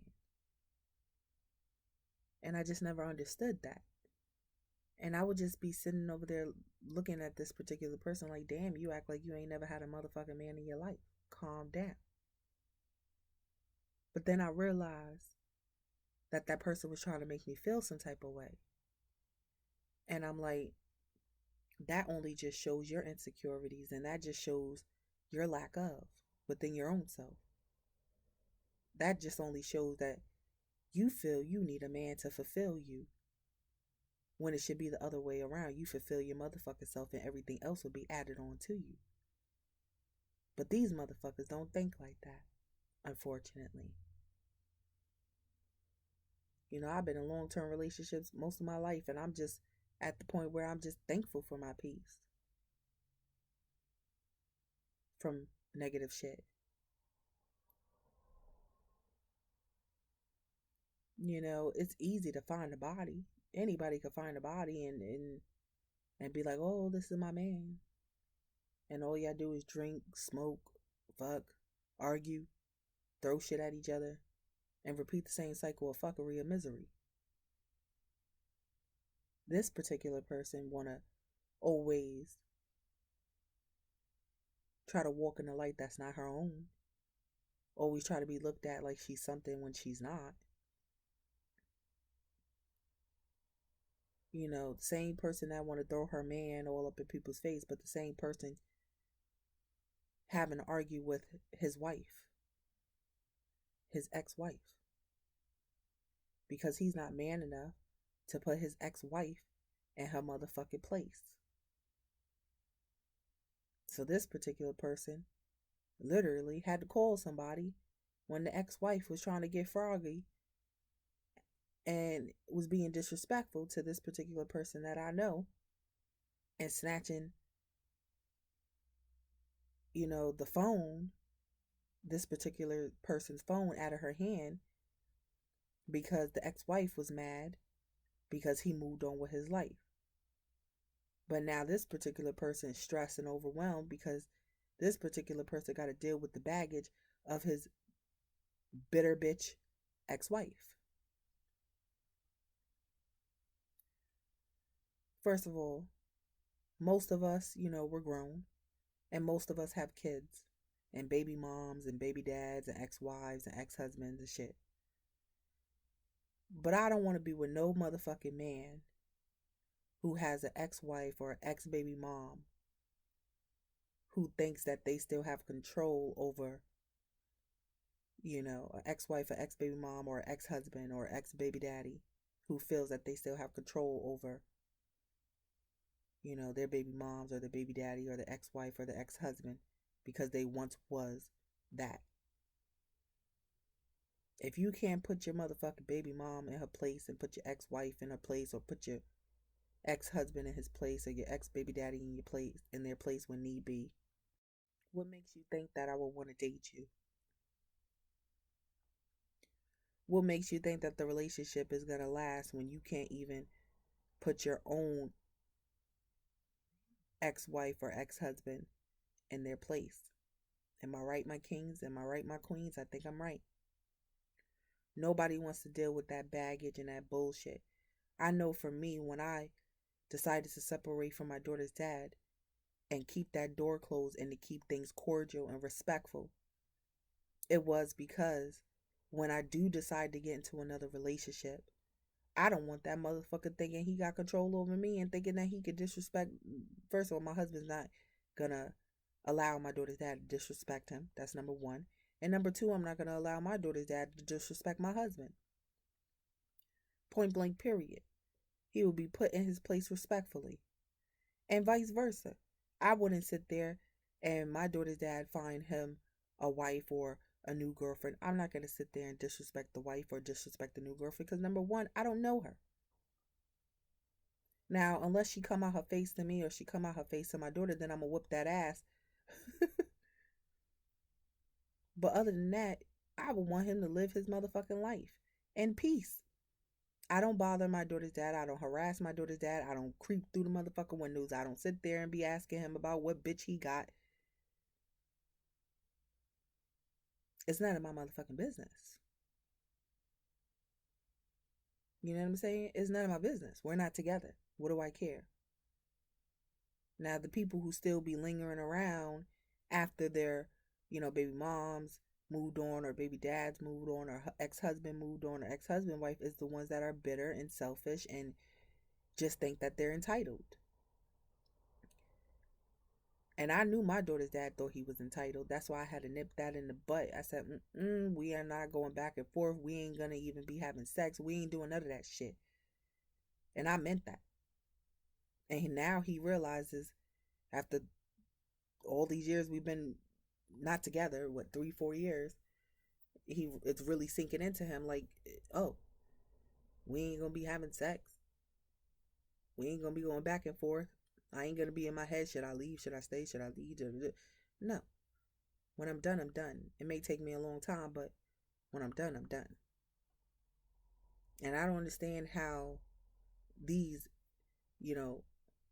men who has ex-wives or ex-baby moms and these women who has ex-husbands and ex-baby daddies think that anybody would want to deal with them when you can't even stand up to your own ex-baby mama or ex-wife or ex-baby daddy and ex-husband. Who the hell want to deal with that shit? I mean, you don't got no balls. You just gonna keep on allowing this person to walk all over you and dictate your motherfucking life? No, bitch. You better go sit down. You don't dictate nothing over here.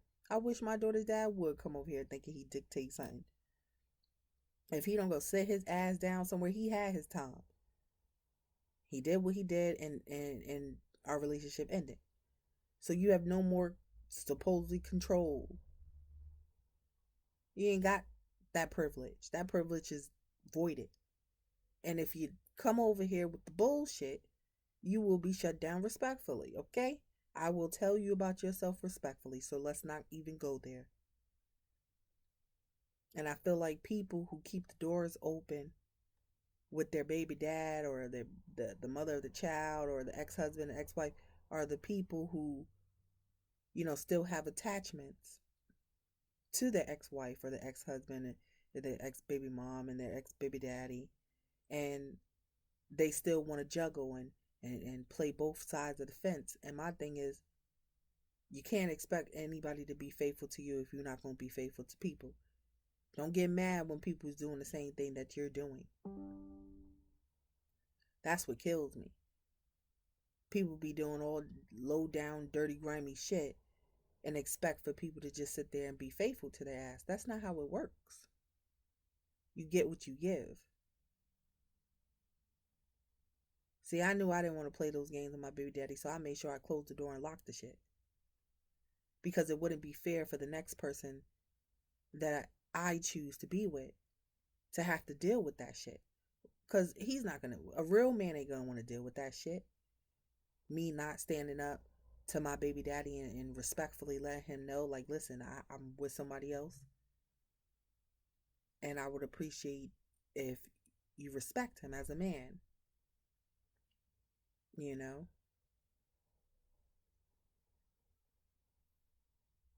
But a lot of men don't know how to put their motherfucking ex-wives, ex-baby daddies in their place in order for them to move on with somebody or without somebody. It doesn't even matter. Just knowing how to set healthy boundaries up with motherfuckers. I don't give a fuck if they your mom, your ex-wife, your baby daddy, the dog down the motherfucking road. I don't care. When I'm done with somebody, it ain't nothing nobody's gonna say or tell me. I'm done with your ass. And if you don't like it, you kiss my ass. Now, this particular person I know, the ex wife, feel like she's entitled, feel like she still owns him or whatever the case may be.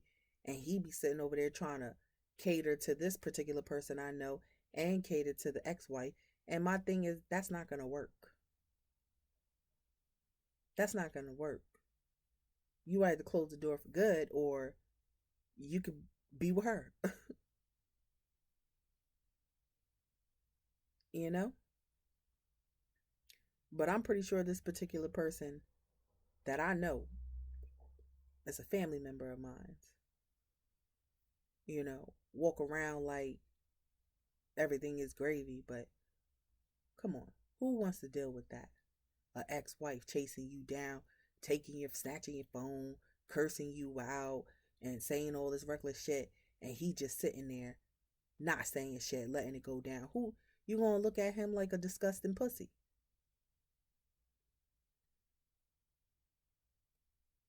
Because I know if it was my man, I wish a bitch would come out her face. And I'm just gonna sit there. I ain't gonna say nothing. I'm just gonna sit there and just allow the bitch to just run over her mouth and say all types of reckless shit like she got it like that. Now I ain't gonna pop on the bitch, but I will tell her about herself. She'll think twice before she open up that mouth again. I guarantee you that. People need to learn to close out chapters once and for all and stop trying to be sneaky links up in this bitch and still have one door open and try to use the excuse, oh, well, that's my ex-wife. Oh, but that's my baby daddy. That's my baby mom. That's an excuse. Because I don't do that with my baby daddy. So I know damn well it's an excuse. Because once I said I was done with my baby daddy, that means I didn't want him in my life. I didn't want him knowing who I talk to, who I speak to, what relationship I'm going to be. It's none of his business. And vice versa. And yes, we have a child together. And still I was able to put up healthy boundaries. So all that other shit is excuses. If somebody wants to do something, they will do it. If somebody wants to put their foot down for once and for all with their baby daddy or their baby moms or their ex-wife and their ex-husband, they will do it. And I refuse to be sitting over there being disrespected by anybody's motherfucking chick or dude. And if, like, when my daughter's dad get into a relationship, if that chick decide to come out her face, I'ma tell her about herself. Respectfully. Like, first of all, you don't know me. You only know what he's telling you, which he's pillow talking. And if he gotta be pillow talking to you, then I think you should really check your credentials, okay? Because the shit is all fucked up. It's just all fucked up. It ain't adding up. Can't listen to everything a motherfucker say. You always get half truths. So I think people, if you ain't gonna come to me and ask me, then I think people need to shut the hell up and mind their motherfucking business. Straight up. People got life all twisted.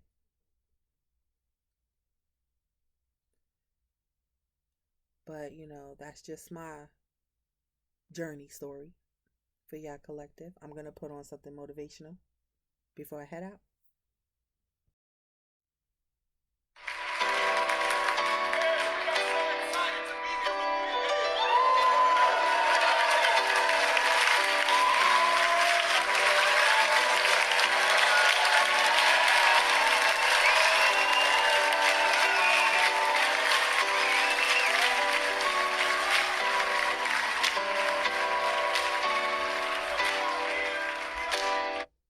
Collective, this song, Kanye West, Sunday Service.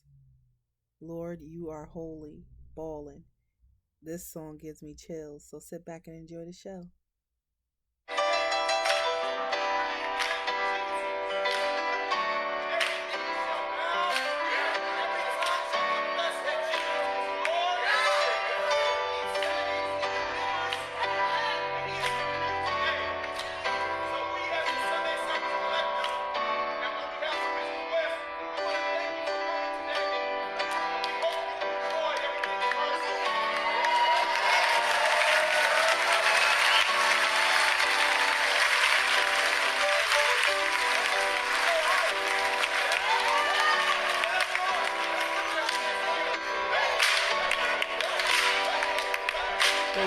Collective, they lit. I wish I was there. It's a choir.